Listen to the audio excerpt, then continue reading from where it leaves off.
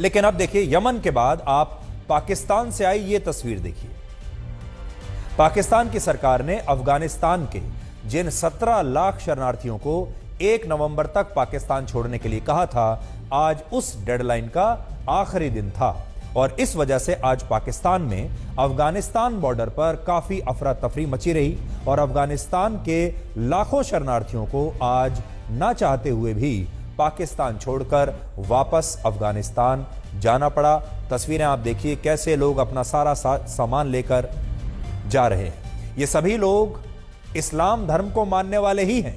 ये सभी लोग मुसलमान हैं जो कई दशकों से पाकिस्तान में रह रहे थे, लेकिन क्योंकि इन मुसलमानों के पास पाकिस्तान की नागरिकता से जुड़ा कोई दस्तावेज नहीं था, इसलिए इन मुसलमानों को पाकिस्तान से वापस अब अफगानिस्तान जाना पड़ रहा है। और दुनिया के किसी भी मुस्लिम देश ने इस अत्याचार पर ना तो कुछ कहा है और ना ही एक भी मुस्लिम देश ने यह कहा है कि ये जो लाखों शरणार्थी हैं, इन्हें हम अपने देश में शरण देने के लिए तैयार हैं।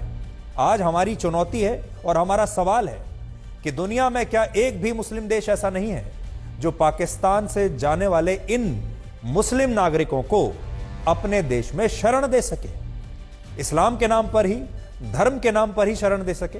लेकिन एक भी मुस्लिम देश इनकी मदद के लिए सामने नहीं आया, जबकि ये भी मुस्लिम ही हैं, ये भी मुसलमान हैं और ये अफगानिस्तान के लोग हैं जो अब तक पाकिस्तान में रह रहे थे। सोचिए, हमारे देश में घुसपैठ करके आए रोहिंग्या शरणार्थियों को जब वापस भेजने की बात कही जाती है तो इस पर मुस्लिम देश तमाम और आईएसआईएस जैसे आतंकवादी संगठन ऐतराज जताते हैं, खुलकर बयान देते हैं। आईएसआईएस तो खुलकर कहता है कि सारे मुसलमानों को एक हो जाना चाहिए और भारत रोहिंग्या मुसलमानों पर अत्याचार कर रहा है। लेकिन जब पाकिस्तान एक मुस्लिम बाहुल देश होते हुए भी अफगानिस्तान के मुसलमानों को अपने ही देश से इस तरह बाहर निकाल देता है, तो एक भी मुस्लिम देश, एक भी मुस्लिम संगठन, इस्लाम को मानने वाला कोई भी बड़ा नेता इसके बारे में बात तक नहीं करता। मदद करने की बात तो आप छोड़ ही दीजिए।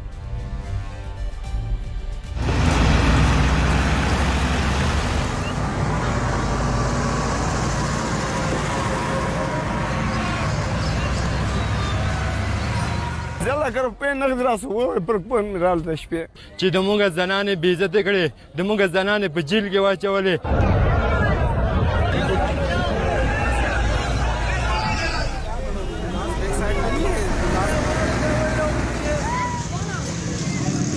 ना तो हम वहाँ की बोली जानते हैं, ना वहाँ के लोगों के साथ रहने में हम लोग आदी है, ना बस हम हमारी सारी ज़िंदगी यही हो गई है। हम इसी चीज़ से वाकिफ़ है, यही बच्चे बड़े हुए हैं, यही की पैदाइश है हमारी।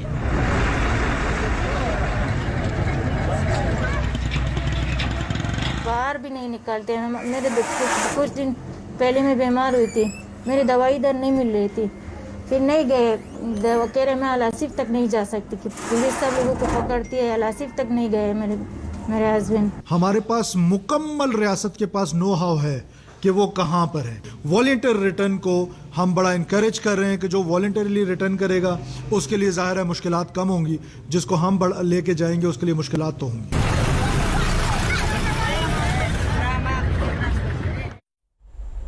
हमारी पूरी सहानुभूति गाजा में रहने वाले मुसलमानों के साथ है। उन तक मदद पहुंचनी चाहिए, उनकी जान बचनी ही चाहिए, ये हम सब कहते हैं, हम सब मानते हैं। हमारी पूरी सहानुभूति फिलिस्तीन के साथ भी है, क्योंकि फिलिस्तीन एक अलग देश है और पूरी दुनिया यह मान चुकी है कि फिलिस्तीन एक अलग देश है।